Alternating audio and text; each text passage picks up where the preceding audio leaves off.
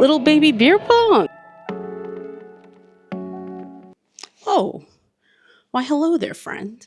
I'm in the process of wrapping up this week's book, romantic comedy, which I'm a little surprised because it's basically a parody or simile to Saturday Night Live. Our friend Curtis here wrote a book about Liz Lemon from 30 Rock falling in love with a aging boy band pop star from the early 2000s. I have not gotten to the end yet, so you'll just have to stay tuned and see how it is when I check in later. The weather was great today, but it's climate change, right? Like, the world is essentially ending. Al Gore was right in 2006. We have destroyed the planet, and for it, I got an extra summer day in Melbourne, which I spent going to Le Croissanterie in a neighboring neighborhood from where I live. I woke up this morning tired, of course, because I didn't go to sleep at a good hour last night at all. I delayed making dinner so long that by the time I ate and digested and finally could go to sleep, it was like 3 a.m. And then, of course, who's up at 7:30 in the morning? This girl. But I was scrolling through my phone, just doom scrolling on Instagram while I was slowly booting up for the morning. And I saw a video, a reel, about supposedly the best cinnamon scroll in all of Australia/Melbourne. And I was like, you know what? That place is pretty close to where I live. It was only like a 15-minute tram ride away, which I actually had to pay for. So I know, you're always supposed to tap on your Mikey when you ride public transit. But I don't know if you've heard, but I'm morbidly unemployed and broke. Not like broke, but I don't have money. And if I can get away with not spending money, I'm going to do it. And the biggest thing I could get away with is not paying to ride the tram. I missed the first tram. Grabbed the second tram, and there were a few other people waiting with me at the tram stop, and I heard them go, "Oh, there's inspectors on. Let's wait for the next one." Because you can easily get away with not paying for public transit in Melbourne, but not if the Yarra Public Tram Service, PTV people, inspectors are on the tram. They will ask to get you for your Mikey. They tap it against their industrial strength iPhone, and then they go, "Hey, you didn't pay. Now you owe us $400. Thank you very much." I had to pay my $5 and change. So much money for the tram ride, the 18-minute tram ride to go to La Croissanterie. So here she is. She made it back safe and sound. I will say I was really impressed because the guy that packed this up, they were on a tray, right, on a baking tray in the window, and he had gone to pick one up, and the corner of it had crumbled off, and so he put it back down and was moving the crumble to grab that, and I was like, oh, he's just gonna put the crumbly one in the box with the little crumb that fell off. No, he pushed it aside and then cut me a fresh one. That alone was really impressive, though. Oh man, does this smell good? I have actually made these before at home from scratch, and it is a labor of love to make cinnamon rolls, we would say in the States. They say cinnamon scrolls here, which yeah, I get it. Oh, it's still soft and juicy. I got it at around 1 o'clock in the afternoon. All right, let's see how it is. You know what? The Instagram reel didn't lie. This is a fantastic cinnamon scroll. I have no regrets with this. I'm speechless. It's so good. It's sweet, but not overly sweet. It's got a deep cinnamon flavor, which can be hard to find in a country that doesn't really, mess with cinnamon a lot, especially in baked goods.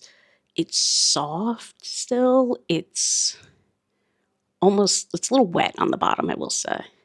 It's got these deep crevices. It's not overly sugary, which was actually what I was afraid. that it would be super sweet, especially with this topping.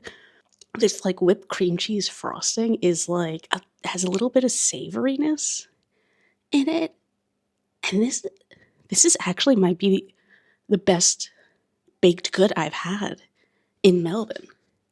Full stop. I am actually shocked. Well, you know what?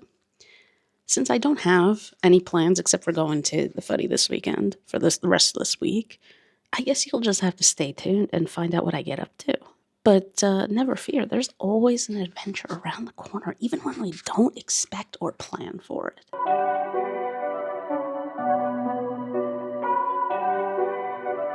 We're in / near the CBD today. I am walking through Queen Vic Market. Oh, a lot of construction here. Last time I was here, everything was open, which was September of last year. So it's been a while. Today is the Hawker Market. It is packed. But we're not going to the Hawker Market tonight on the final night of it. We're going to Korean hot pot with my favorite Scott. What? There's beer pong? Look at this little baby beer pong. Man, I did not expect to see beer pong set up in Queen Vic Market. I also didn't expect the shed to be filled with smoke from all the cooking. Can't be good to sit amongst all that. Now making my way to the restaurant.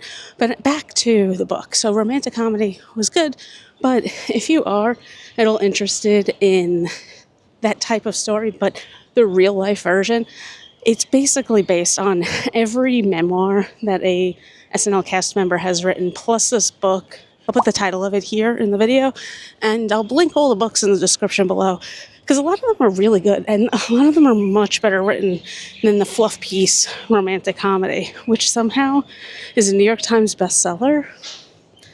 Man, that New York Times bestselling list, I don't know about that. I'm hungry. I'm ready. I'm ready to eat all the meats I can eat. Let's go.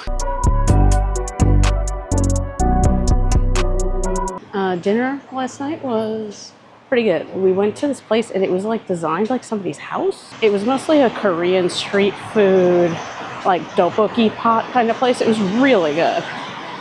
Pretty affordable, $25. You got as much as you can eat in an hour. Korean fried chicken and, like I said, tteokbokki and noodles. You could pick what broth you want in the pot. And we ate way too much, which is not necessarily a bad thing because I ended up sleeping like a baby afterwards. And it was great catching up with my favorite Glaswegian, of course. In general, it wasn't bad. Then I caught up with my family back home and got super depressed because it's now become a reality that I actually need to prepare to leave. And I don't want to go home. It was a mess of a day, but we're going to try and turn it around. I got Danny's Burger, which has been in business since 1945. I'm going to Thursday night Commander Magic at Maze of Fitzroy. I've been once before. My brother gave me a deck of Magic cards to play with here in Australia for Christmas. And I went once in like February, March, before the AFL season started. But then when the season started, every Thursday night, I'm not coming to Fitzroy to play cards. I'm going to the game. But the game today is out of town. It's going to be out of town for the next like 4 Thursdays. So we're going to give playing Magic another go. I'm a newbie at it. It is really intimidating. If you've ever gone into an activity where you're surrounded by a bunch of nerds, who have encyclopedic knowledge of the games that they're playing, and you come in as a newbie, it is extremely intimidating. But last time I was here, everybody was super nice. And so let's hope that it's the same today. And we got a burger, which is supposed to be like the best burger in Melbourne. So let's see. It was pretty affordable, $9.80 roughly. Here she is. Oh, wow. It's a really good burger. It is a very well-seasoned patty. The bun is soft and tasty. The veggies are fresh and crunchy. Great ratio. I was a little worried. One patty looked a little thin. Great ratio of bread to meat. This actually might be the best burger I've had in Melbourne.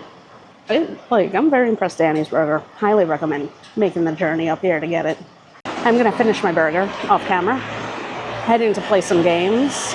Like I said, hopefully it goes well and I don't get too scared to actually play. I can put the dread of moving back to New York behind me and try to enjoy myself a little bit. I will see you later.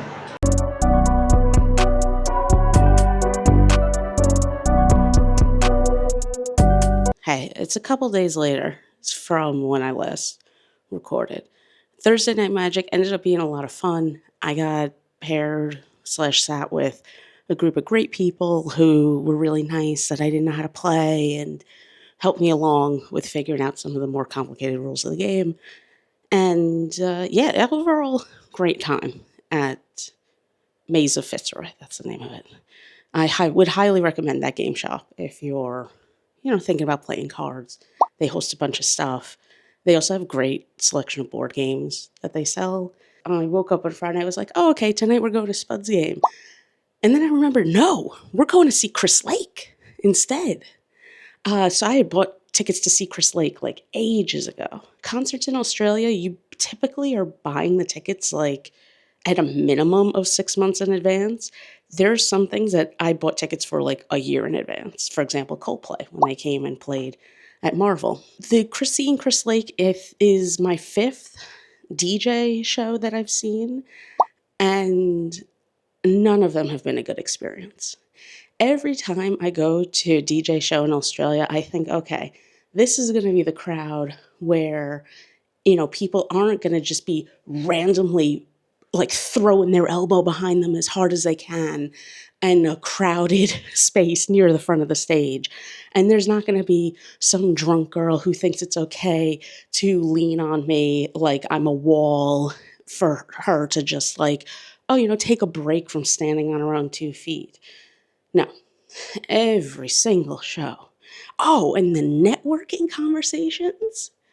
Like, why are we trying to merge friend groups at an EDM show when they don't know each other and they just want to chat the whole time? Oh, but you still want to be on the middle of the dance floor near the front of the stage, not even the back. At least be in the back. Australians, you are the worst at going to dance shows, like dance music shows with. Absolutely, hands down, the worst anywhere that I've been in the world. It's astounding to me how little regard there is for your fellow human. What I care about is when I'm doing my thing, just enjoying the groove, trying to stay in my little square, right? Because I'm a considerable human being. I'm not doing this. There was literally some girl doing that. Anyway, I'm doing my thing. And this girl, I feel somebody all of a sudden leaning their entire body weight on me. And I feel this wetness. She doesn't pay attention because she's so zooted out of her head. She has no idea what's going on. And then she comes back and she does it again. And so I turn around and I actually shove her in the back. And she turns around and she goes, "What?" And I go, come on. But I don't know if she recognized me, or I don't know if my body language just said everything. But all of a sudden, I'm not getting touched anymore by her. And then her friend started doing the same thing. And she kept telling her friend, no, don't do that. And her friend goes, "Why?" And then the girl pulled her aside and must have told her, "Listen, don't mess with that person. Because you don't mess with me. I don't think you understand that you have to be aware of people in the space around you. The privilege, mate, the privilege of not having to be aware of your own, the amount of space you're taking up, that you're not aware of, I'm literally punching people. I have a huge bruise on the side of my arm from this dude with the sharpest elbows I've ever seen, who just thought, yeah, I'm going to do that as hard as I can behind me. What are we doing, people? So I would say if you are in Australia, even if you are in Australia, don't waste your money going to these EDM shows because your people suck. You suck at being at them. You make them experience absolutely miserable. And it wasn't just the throwing hands. It wasn't just people not being aware of what space they're in or how much space there is available. Like, I can only move so far away from you. There is nowhere else for me to go. But it's also the fact that you just want to have these whole conversations, talking through the entire thing. I'm wearing silicone earplugs and I can still hear your whole conversation. I'm over it. I am over it. Anybody, like Chris Lake was like, oh yeah, this is always the best show.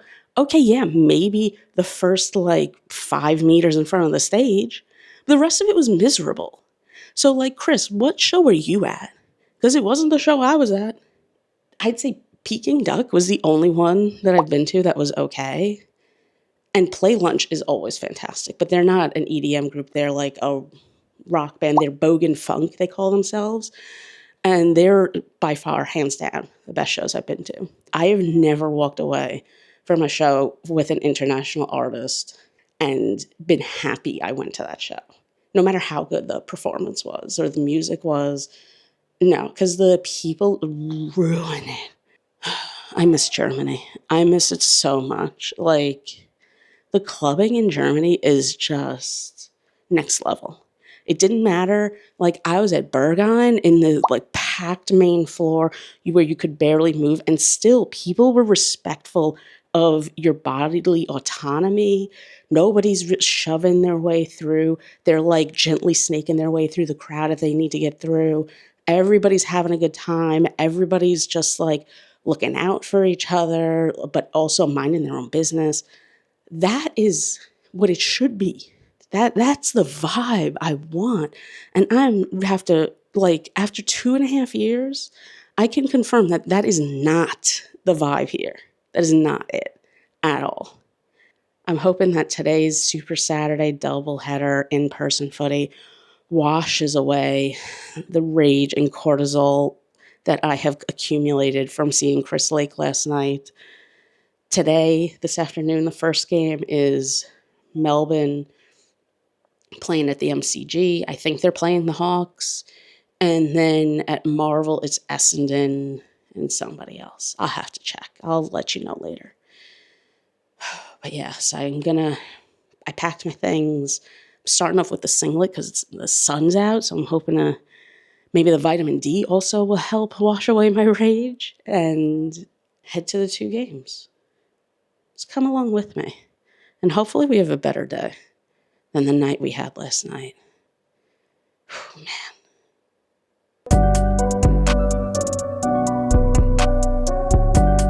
So I was right. The footy cured my rage. It was a great time. The first game was Melbourne and the Hawks. And the only thing of note is that there was some 60-year-old man, 60 plus maybe, behind me, literally throwing a temper tantrum every time. He was a Hawks supporter, and anytime things didn't go perfectly for the Hawks, he was slamming chairs, he's shouting, he's thrashing around, causing a whole scene. And I'm like, how old are you, dude? After the Hawks game, I headed over to Marvel. Miracle of all miracles, I made it about halfway through the first. I didn't have to wait for 6 trams before I could get one that would take me to Marvel. The game was packed. There was 50,000 people there. I went immediately up to the 3rd level because I thought, oh, it's the Bombers, it's the Swans, they're an out-of-town team. And I always forget that the Swans are really the South Melbourne Swans. There's still so many supporters here in Melbourne. It didn't quite work out for me, the immediate trip to the 3rd level, about 2/3 of the way through the first quarter, because I got up there. I literally walked all the way up, took the little tiny staircase, peeked my head out and around the corner, saw that there were literally no seats, nothing. And then I just shuffled my way back down and found a spot outside the AFL members' lounge room area, and which ended up working out great for me. I got to meet Johnny, a Carlton supporter. We were talking about the footy. We're talking about New York, talking about different players and Aussie lingo, and it was great. I had a really good time talking with him, and at the end he was like, "Oh," he goes, "You're just so beautiful. Can I give you a hug goodbye?" I was like, "Yeah, sure, whatever." Like, he's a nice enough guy. Nothing, no harm, no foul, right? But it got me thinking on my way home, why is it that my whole life only Victorian men, not even Australian men from the state of Victoria within Australia, they just love calling me sexy. They love calling me hot. They love calling me beautiful, and I'm here for it. And maybe that's why I've loved living in Melbourne so much, because I just got so many people telling me how pretty I am all the time.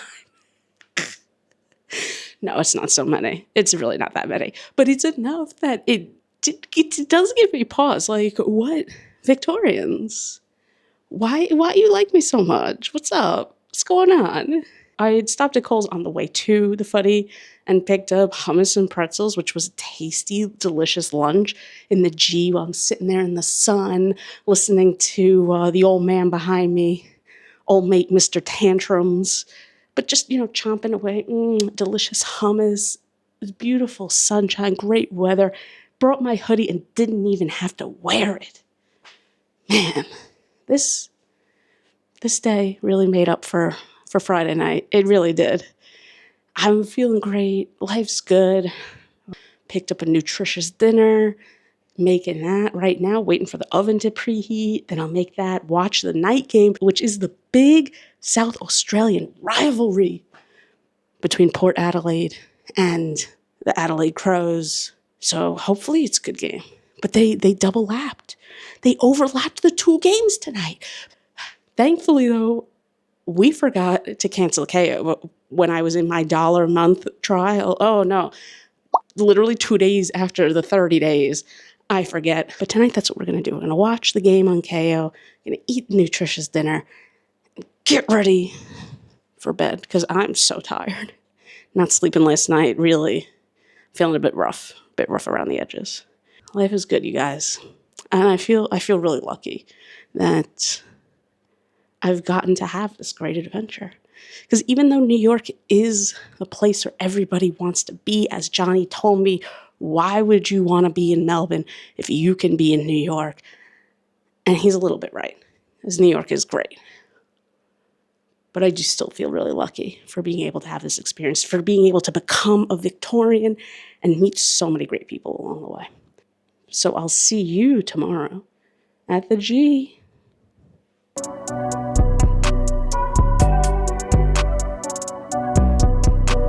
The Tigers just barely beat the West Coast Eagles, who are the worst team in the AFL right now. So do the young Tigers have problems ahead? Maybe. Are they going to have a successful season? Probably not. The West Coast Eagles, man, they're messy. But they wanted it. They wanted it for sure. A very hot day today in Melbourne. I wore a singlet at the game, and I only put my t-shirt on because the sun has started to go down, and everybody's wearing hoodies. And meanwhile, as soon as I put my t-shirt on, I just start sweating. And man, I am really, really concerned for the state of the world and climate and just humanity in general, because it should not be this hot in the middle of May in Australia, especially not in Melbourne. I almost went back to La Croissanterie this morning because I was just craving that cinnamon scroll, and I was like, oh, I could get a ham and cheese croissant too, but I resisted. Instead, I got this tuna toasty from the cafe near my apartment, which was a mistake. Like, I knew I didn't care for it that much the last time I got it, and then this time I ate the first half while waiting for the tram to get to the G, and then when I went to eat the second half in the game, it had already cooled, and I saw that it was just a mayo sandwich, basically. So I forgot to mention one very important detail. Security was crazy today at the game, and I didn't figure out why until I was already on my way to the G, because some kid, a 17-year-old young man brought in, or tried to bring in, a toy gun and a knife to yesterday's game without a ticket. And so they cracked down again on security. So now if you have a bag, no matter what's in it, they were searching you. Or if you had literally anything in your pockets, you were getting searched. And the queue, oh man, mate, that queue was crazy. Like, the game was still half empty. Not that many people go to a Richmond Eagles game, but the stadium was still empty like 10 minutes into the first quarter because it just took so long for everybody to get through security. I don't know what's going on in Australia that all these people suddenly trying to bring weapons into the stadium while games are going on. So that's basically going to be it for this week. I'm going to go home, make some dinner, watch the other 2 games of footy that are going on. One is going on right now, so maybe I'll get home in time for the second half. And then the other one is later tonight. And just like curl up in my apartment, maybe put the aircon on, because it is hot. It is hot. Oh boy, we're in trouble. Humanity's just in so much trouble. But I'll still see you again next week.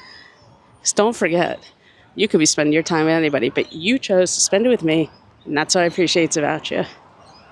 I hope you all have a great week. I'll see you next time. Bye!